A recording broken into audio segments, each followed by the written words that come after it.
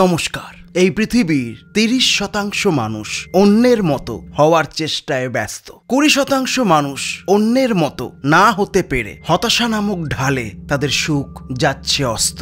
Dangerous কবি। ৪০% মানুষ অন্যদের অগ্রগতি দেখে হিংসায় লিপ্ত, ক্ষিপ্ত। ৫% মানুষ নতুন কিছু করছে, গড়ছে, লড়ছে।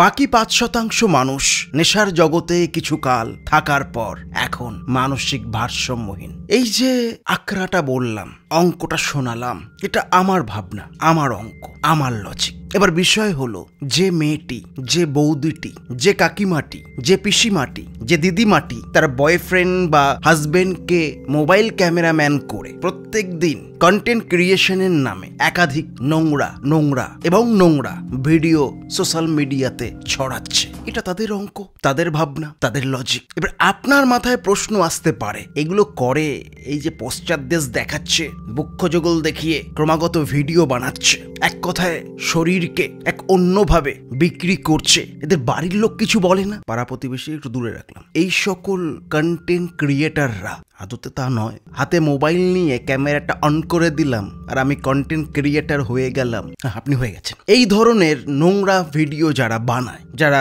সমাজকে নিয়ে সে অর্থে ভাবে না, পরবর্তী প্রজন্ম কি শিখবে, নবযৌবনের কাণ্ডারীরা কি শিখছে তা নিয়ে যাদের মাথা ব্যথা নেই, এরা এক প্রকার মানসিক দিক দিয়ে অসুস্থ প্রাণী। এদের বাড়ির লোক যদি কিছু বলে, এরা সুইসাইডের ভয় দেখায়। আবার অনেক সময় বাড়ির লোক দেখছে এই সকল জিনিস দেখিয়ে এইভাবে নোংরামি করে বাড়িতে সিঙ্গেল ডোর ফ্রিজ থেকে ডবল ডোর ফ্রিজ এসছে, সিলিং ফ্যান থেকে এসি এসছে, সাইকেল থেকে একবারে ৪ চাকা এসছে, টালির চাল থেকে দোতলা ঝাচকচকে বাড়ি হয়েছে। ক্ষতি কোথায়? মেয়ে দেখাচ্ছে, দেখাক না। আর এদের স্বামীগুলো, ওই বয়ফ্রেন্ডগুলো বা ওই হাজবেন্ডগুলো এটা কুড়ে হয়। এরা দেখছে যে বউকে দেখিয়ে বা বইয়ের ওগুলো দেখিয়ে আর্নিং হচ্ছে, আমাকে আর খাটতে হচ্ছে না। ক্ষতি কোথায়? এই যে ক্ষতিটা কোথায় এরা বুঝতে পারবে না। এরা এক প্রকার হ্যালুসিনেশনে আছে, টাকা কামানোর হ্যালুসিনেশন, এন্টারটেনমেন্টের জগতে বিচলন করার হ্যালুসিনেশন, নেশার জগতে ঘুরে বেড়ানোর হ্যালুসিনেশন, জনপ্রিয় হওয়ার এক প্রকার ফিভারের হ্যালুসিনেশন।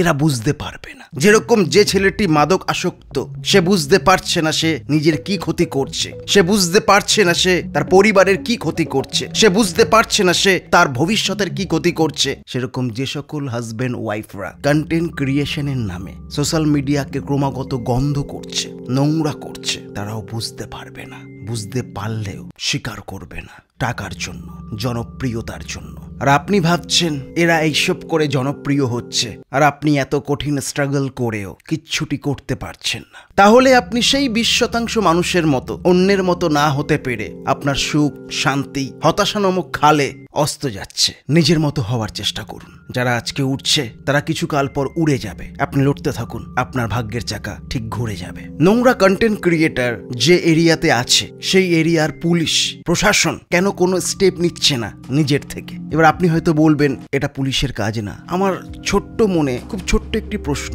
তাহলে কি স্ব ইচ্ছায় ছোট হাতি ধরাটা শুধুমাত্র পুলিশের কাজ?